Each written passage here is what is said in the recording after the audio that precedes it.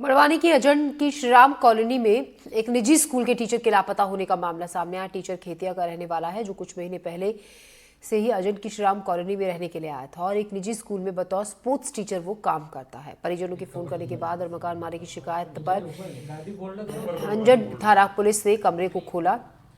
Teacher Shaligram Sirsath अपने कमरे में नहीं था, दरवाजा अंदर से बंद था, गैलरी का दरवाजा खुला हुआ था। वहीं मौके से टीचर का फोन भी बरामद किया गया है। पुलिस भी मामले को गंभीरता को देखते हुए बयानों के आधार पर अब स्पोर्ट्स टीचर की तलाश में जुटी हुई है।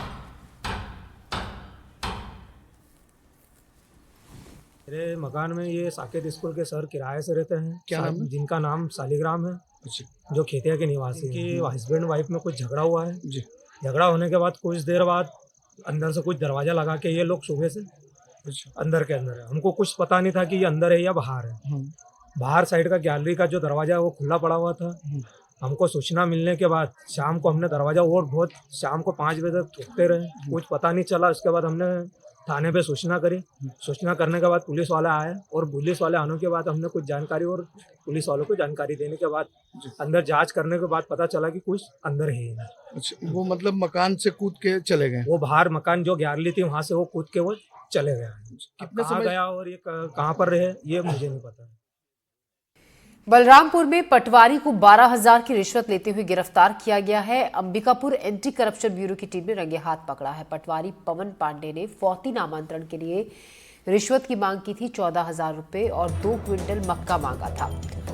22 नवंबर को एसीबी अंबिकापुर में रिपोर्ट दर्ज कराई गई थी और पटवारी को रंगे हाथ रिश्वत लेते हुए गिरफ्तार किया गया। अंबिकापुर एंटी करप्शन ब्यूरो ने इस तरफ एक्शन उठाया। राजपुर के ग्राम पंचायत की उकारा में पटवारी ने 14,000 की रिश्वत मांगी और 2 क्विंटल 12,000 की रिश्वत मांगी और 2 क्विंटल मक्का की भी मांग की। एसीबी की टीम ने पटवारी को उसके घर से रिश्वत लेते हुए रंगे हाथ गिरफ्तार कर लिया।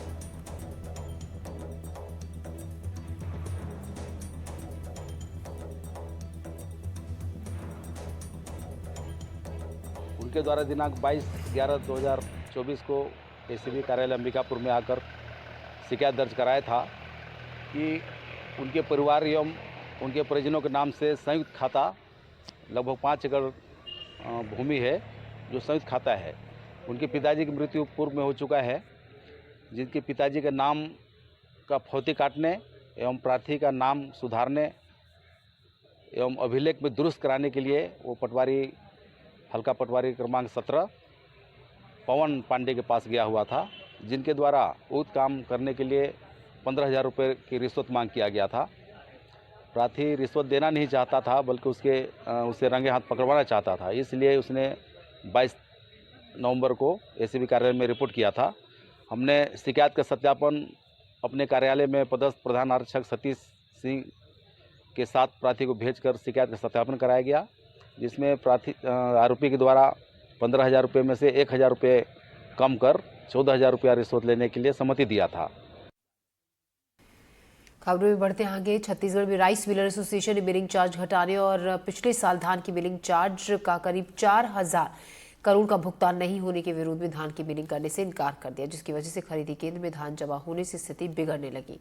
अगर यही हाल रहा तो जल्द ही किसानों से धान खरीदी भी रुक सकती है।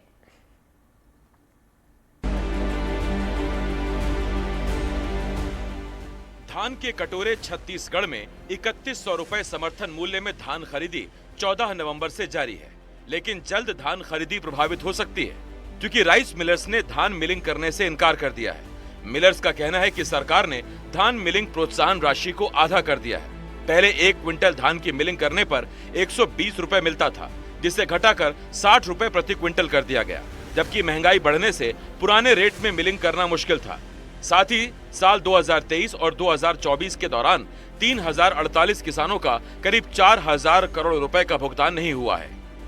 हमारा जो अभी 120 रुपया जो कस्टम मिलिंग के चार्जेस थे उसको अभी वर्तमान सरकार ने 60 रुपया कर दिया है, तो हम कह रहे हैं कि 60 रुपये में काम नहीं हो पाएगा, उसको भी बढ़ाना बहुत आवश्यक है। साथ साथ जो ट्रांसपोर्टिंग का मुद्दा है, जिस ट्रांसपोर्टिंग को करने के लिए, धान उठाने के लिए, चावल जमा करने के लिए हमारा 80 से 100 रुपया खर्चा होता है, उसके लिए ये बोलते हैं कि हम सिर्फ 14 रुपया आपको देंगे। तो ये बड़ी विसंगति है कि ऐसी विसंगति में हम कैसे काम कर सकते हैं। हम अपने घर को बेच करके तो काम नहीं कर सकते। इस मर्म को कोई समझ नहीं रहा है, ना अधिकारी समझ रहे हैं, ना और कोई समझ रहा है। इस मर्म को समझना चाहिए। अगर इसको नहीं समझेंगे तो सरकार को हजारों करोड़ों का नुकसान हो जाएगा। राजधानी से 20 किलोमीटर दूर मंदिर हसौद खरीदी केंद्र प्रबंधक का मानना है कि अगर 4 से 5 दिन में धान का उठाव नहीं होता है तो उनके फड़ में धान जमा हो जाएगा और धान खरीदी मुश्किल हो जाएगी। तक तो भी एक सप्ताह हो गया, 4200 क्विंटल भी धान खेती किया जा चुका है और आगामी डेट में भी 1097 क्विंटल का पर डे टोकन कट रहा है। 1097 क्विंटल जी। अच्छा, तो ये धान का उठाव लगातार हो रहा है कि नहीं? पहले राइस मिलर इसका लगातार उठाव कर रहे थे। अभी शासन द्वारा हम लोग कोई न मिलर का डीओ कटा है न संग्रहण का। अभी तो इसकी कैपेसिटी कितनी है? कैपेसिटी मेरे यहाँ का 50,000 क्विंटल है। तो ये कितने दिन में पूरी हो जाएगी? 50,000 क्विंटल तो इसके लिए तो समय लगेगा। 50,000 क्विंटल के फड़ में मेरे जगह रखने के लिए करीब 15 दिन का समय है बस। रीको गांव से धान बेचने आए किसान नरेश जांगड़े का भी मानना है कि अभी धान बेचने में कोई परेशानी नहीं है, लेकिन आने वाले दिनों में किसानों को परेशानी हो सकती है। तो कटाए थे 21 तारीख को। 21 को। तो कितने 7 दिन बाद नंबर आ रहा है? 7 दिन बाद नंबर आया। अच्छा, यहाँ पे धान केंद्र में बेचने में कोई समस्या तो नहीं आ रही? परेशानी नहीं सर, कोई समस्या नहीं। मतलब सुबह आते हैं, कोई लाइन नहीं लग रही? नहीं लाइन नहीं लग रही। और एक बात ये है कि मिलर से जो है ना धान नहीं उठा रहे हैं, तो क्या आपको भी लगता है कि धान नहीं उठेगा तो कुछ दिन बाद किसानों को दिक्कतें आएंगी क्योंकि वो पूरा भर जाएगा? तो हाँ, वो तो दिक्कत आएंगे, मिलर नहीं उठाएंगे। आपको बता दें कि साई सरकार 3100 रुपए प्रति क्विंटल की दर से किसानों से धान खरीद रही है। सरकार ने इस बार 160 लाख टन धान खरीद का लक्ष्य रखा है। छत्तीसगढ़ में 14 नवंबर से धान खरीदी जारी है। धान बेचने के लिए इस बार 27 लाख किसानों ने अपना रजिस्ट्रेशन कराया है। मैंने भी माननीय खाद्य मंत्री जी से और एसीएस मैडम खाद्य हैं उनसे चर्चा की, उनको अवगत भी कराया और मेरे जिले के मिलर्स लोगों को उन्होंने मिलने का समय दिया है। प्रदेश के मिलर से भी चर्चा हो रही है और निश्चित रूप से उसका समाधान निकलेगा। और ये किसानों का धान या शासन खरीद ले तो शासन के धान को, जो जनता की संपत्ति है, उसको किसी भी हालत में खराब नहीं होने देंगे।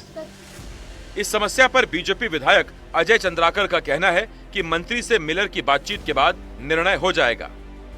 सरकार द्वारा धान मिलिंग चार्ज घटाने के विरोध में मिलर्स ने धान खरीदी केंद्र से धान उठाने से इनकार कर दिया है, जिसकी वजह से धान खरीदी केंद्र में धान का जमाव बढ़ता जा रहा है और जिसकी वजह से आने वाले वक्त में किसानों को काफ़ी दिक्कतें हो सकती हैं। धान खरीदी केंद्र के प्रबंधकों का कहना है कि 1 हफ्ते में धान खरीदी केंद्र के फड़ में धान पैक हो जाएगा और अगर उसे नहीं उठाया गया तो किसानों से जो धान खरीदी की जा रही है वो आने वाले वक्त में प्रभावित हो सकती है। रायपुर से कैमरा पर्सन प्रवीण साहू के साथ जुल्फिकार अली, एनडीटीवी।